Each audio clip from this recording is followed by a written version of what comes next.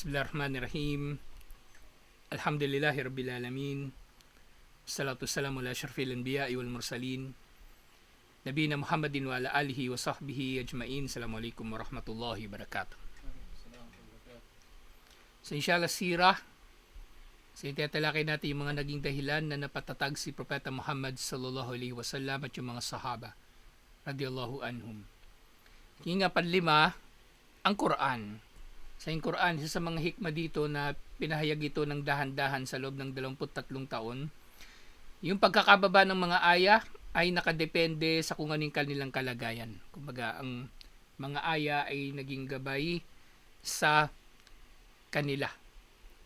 Yung iba pang mga aya specific na specifically bumabanggit ng hatol ni Allah, utos ni Allah sa kanila kung anong gagawin.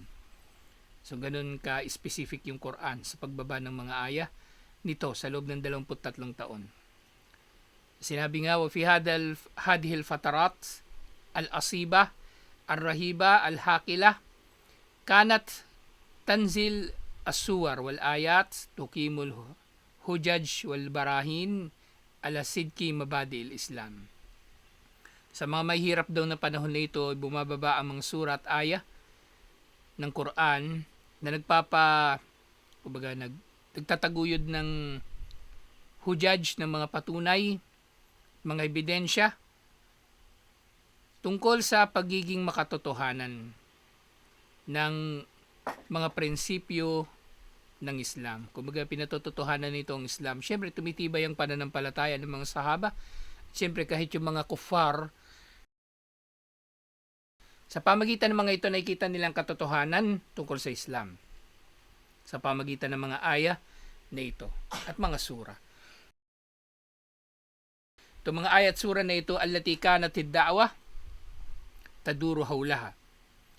So, yung mga aya na ito ay kumbaga napagtitibay yung mga prinsipyo ng Islam na dito ay umiikot ang da'wa. Kumbaga ang pinanganyaya talaga ni Propeta Muhammad sallallahu alaihi wasallam unang-una tigit sa lahat patungo kay Allah at patungo sa Islam, hindi para sa kanyang sarili, hindi para tangkilikin siya ng mga tao, protektahan siya ng mga tao at gawan siya ng pabor ng mga tao.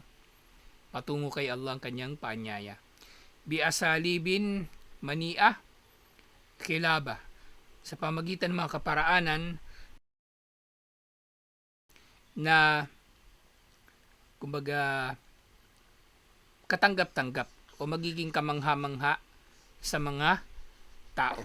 Kasi ganun din naman yung nangyari sa marami sa mga pagkakataon ng da'wa ni Propeta Muhammad sallallahu alaihi wasallam. Halimbawa si Omar bin Khattab radiyallahu anhu. 'Di ba may dalawang version ng pagmumuslim niya.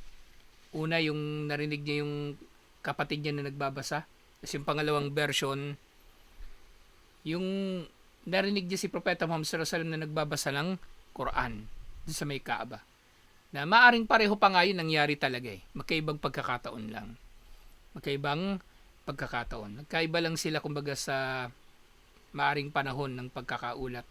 Pero kung sa sanad, mas matibay yung ulat na narinig niya si Propeta Muhammad sallallahu alaihi wasallam na nagbabasa ng Quran.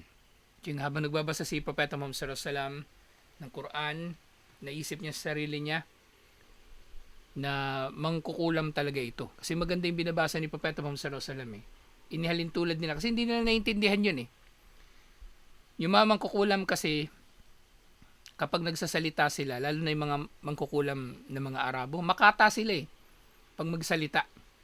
Makata. At posibleng ganun din yung iba pang mga mangkukulam sa ibang lugar, makata. Iniisip niya, mangkukulam ito. So sabi bigla doon sa sura, doon sa aya, wa ma huwa bisahir, hindi man kukulam si Propeta Muhammad sallallahu alaihi wasallam. Sabi pinapakinggan niya yon, naisip niya, nalaman niya yung iniisip ko manghuhula siguro ito. Natin yan. Nasa Quran may epekto talaga yung yung pagbabasa nung mga sahaba o kahit yung Propeta Muhammad sallallahu alaihi wasallam sa mga tao. Yung nga si Abu Bakar Siddiq radhiyallahu anhu, sukdulan na pagbawalan ng Quraysh na magsala sa Kaaba. Kasi pag nagsasala siya sa Kaaba, nagbabasa ng Quran, nagre-recite ng Quran, natitipon yung mga tao sa kanya nag-uusyoso ano bang ginagawa niya. Hanggang sa pinagbawalan nga siya magsala sa Kaaba, Nagsala siya doon sa bakuran niya.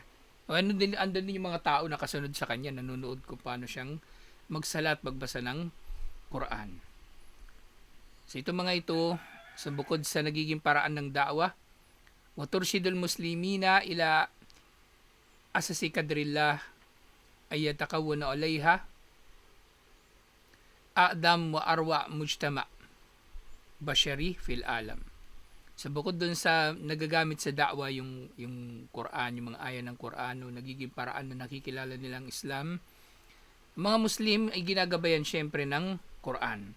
At sa kanilang pagkapit sa mga aral ng Quran, sila ay kumbaga nagiging epektibo sa kanilang pamumuhay hanggang sa sila nga ang naging pinakamainam na ummah ng mga tao sa buong mundo. Pinakamainam na ummah. So yung mga Muslim, kung gusto nila maging marangal, ang kailangan din nila magpaka-Muslim. Hindi nila kailangan magpayaman, hindi nila kailangan gumawa ng kung ano-anong makamundo. Kailangan nila ay magiging matuwid sila. Yun lang ang dahilan. Kaya naging dakila ang mga sahaba radiyallahu anhum. Watutiru masyairil muslimina wa nawazi'iha alas sabri wat tajallud. At sa pamagitan ng mga aya na ito at sura, bukod sa ginagabayan sila ng mga ito, ang mga ito ay nagdudulot na sila ay maging lalo pang matiisin at magsikap sa anumang kanilang mga pinagdaraanan o kanilang mga pinagsusumikapan. Tadribu lidalikal amthal wa tubayyinu lahum ma fihi minal hikam. Sa mga aya sa Quran ay nagbibigay sa kanila ng mga mabubuting halimbawa. Yung amthal na binabanggit sa Quran, kumbaga ito yung mga aral na kumbaga ipinapahayag ni Allah sa pamagitan ng paghahalintulad. Sa pamagitan ng paghahalintulad. Yung halimbawa niyan, yung mundo inihahalintulad ni Allah sa pakpak ng langaw. Ibig sabihin walang kwenta kung ihahambing sa kabilang buhay at iba pa. Hindi nililinaw ng mga aya na ito yung mga kaalaman, mga karunungan na nilalaman nito. Yung sinabi ni Allah doon sa Suratul Baqarah 214, am hasibtum an tadkhulul jannata walamma ya'tikum mathalal ladhi khalaw min qablikum. Inakala ba ninyo na papasok kayo sa paraiso nang hindi ninyo natitikman ang katulad ng dumating sa mga nauna sa inyo? Ito, napaka-importanteng aya na ito, lalong-lalo na para sa mga dumadaan sa pagsubok. Inakala ba ninyo na papasok kayo sa paraiso ng basta-basta na lang? Inakala ba ninyo na papasok kayo sa paraiso ng basta-basta na lang nang hindi kayo sinusubukan ng mga pagsubok na katulad ng dumating sa mga nauna sa inyo? Darating talaga.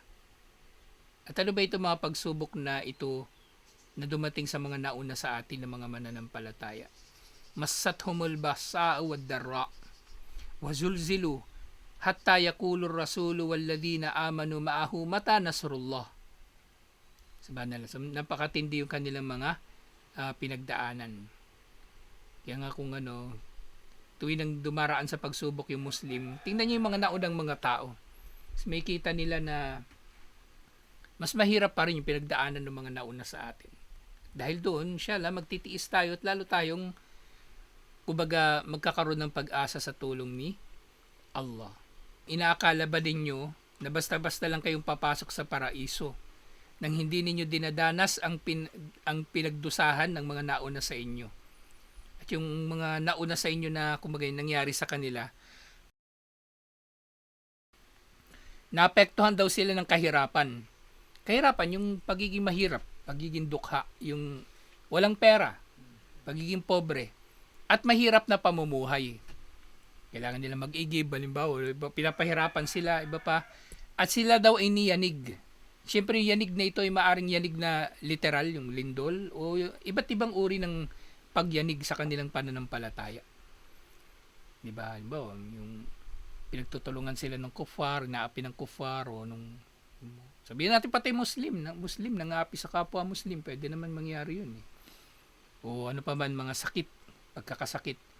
Si Ayub alayhis salam, di ba? Katulad nangyari sa kanya. Iba pa. So, yung mga dumarating sa ating pagsubok, kumbaga, wag nating iisipin na, kumbaga, hindi tayo mahal ni Allah. Kapag dinaratnan tayo ng pagsubok, inisip kasi minsan ng tao agad, parusa ito ni Allah o hindi ako mahal ni Allah. Hindi eh. Pag dumating yung pagsubok sa tao, yung nga, paano mo malalaman kung yung pagsubok na dumating sa iyo ay biyaya o parusa ni Allah? Sabi ng mga scholar, ikaw ang nakakaalam niyan. Ikaw ang titimbang sa sarili mo. Ikaw ang titimbang sa sarili mo. Pakiramdam mo, yung dumarating sa yung pagsubok bilang pagpapadalisay, o di tanggapin mo. Actually, kahit isipin mo na parusa ni Allah yung dumarating sa'yo, pareho lang positibo pa rin yung epekto eh. Di ba magtatawba ka? Naku, pinaparusahan na ako ni Allah. Hindi ko nakakausapin yung classmate ko nung grade 10. Naparusahan na ako ni Allah. Diba? Pareho lang, magiging positibo din yung epekto sa mananampalataya. Pero yung kupal, wala yun, hindi niya isipin yun. Kasi ang focus na lang niya yung gumawa ng masama, makapaminsala. Kaya yan din yung pinagkaiba nung yung ugali ng mananampalataya, yung tunay na mananampalataya, hindi yung lang, umaasta lang na mananampalataya. Yung mapaminsalang tao, umaasta siya na parang parang hindi siya mamamatay. Hindi ba niya iniisip na mamamatay din siya? Na alam ni Allah ang lahat. Pero yung mananampalataya naman, on the other hand, tayo inaalala natin, baka mamamatay na tayo mamaya, kailangan gumawa ng mabuti. Kailangan humingi ng tawad kay Allah. Na yun yung kahulugan ng wala tamutun na illa wa antum muslimun. Wag kayong mamamatay. Liban na lang na kayo ay mga Muslim. So kailangan kumbaga nag-aalala tayo palagi na maaring mamatay na tayo maya-maya. Paring ngayon. Yung ang bukas, isipin mo, bukas ka pa mamamatay, ang haba na masyado na na pag-asa. Di ba? Masyado na mahabang pag-asa. Isipin mo, may bukas pa naman. Kaya nagmumotor ka. May dumaang aso. Kaya hindi mainam yung ugali ng tao na mahaba masyado yung pag-asa niya. Kumbaga. So, ganito katulad din ito. Na kapag dumarating sa atin yung pagsubok, alalahanin natin palagi, may hikma dito si Allah. Tapos dumating din ito sa mga nauna sa atin. At normal lang. 'Di ba? Yung hadith, inna Allah idha habba abdan ibtalahu. Tunay na si Allah kapag minahal niya ang kanyang alipin, ay sinusubok niya ito. Sa yung mga nauna sa atin, 'di ba? Kapag may dumarating sa atin pagsubok, alalahanin natin. Mas mahirap pa yung pinagdaanan nila palagi actually. Yung mga sahaba, yung mga pinagdaraanan natin dito, mas mahirap pa rin pinagdaanan ng sahaba. Pinalayas din sila, oo. Pero pagpapalayas sa kanila, mas mahirap pa sa pagpapalayas sa atin. Pero nga lang, inakainis lang ngayon, Muslim yung nangaapi sa atin. So nga, yung mga nauna sa atin, sinubukan daw sila ni Allah.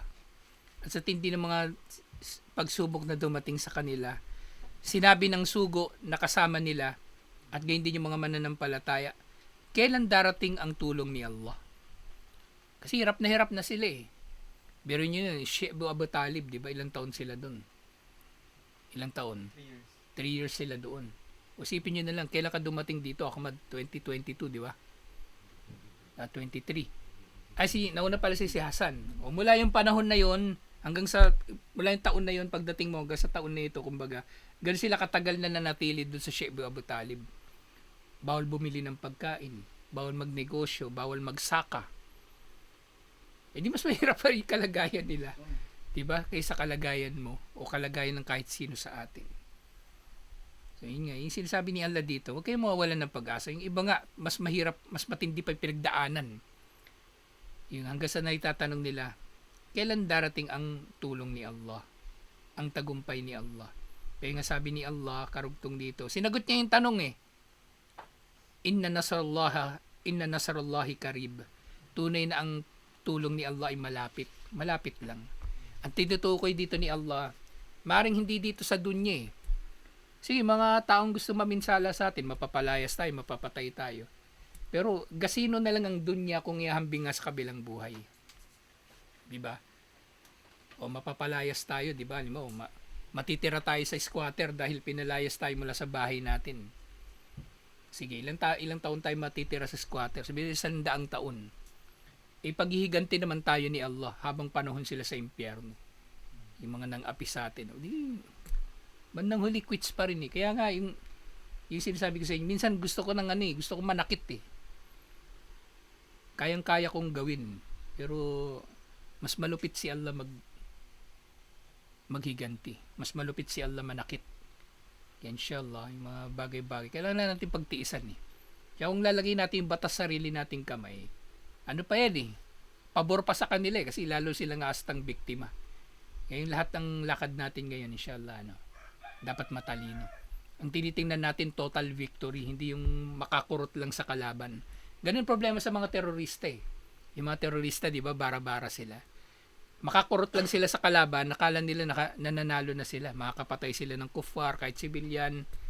Pero hindi eh. Ang inisip natin dapat total victory. Ano lang ba, yung magtiis tayo, di ba? Tapos nagdadawa tayo, tapos yung mga tao magmumuslim na hindi natin sila pinipinsala.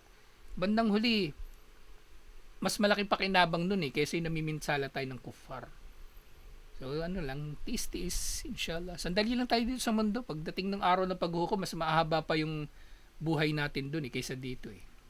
Alhamdulillah. So yung Quran, ang pangunahin sa nagpatibay sa mga sahaba at kay Propeta Muhammad sallallahu alaihi wasallam. Tutuloy natin inshallah. Assalamualaikum warahmatullahi wabarakatuh.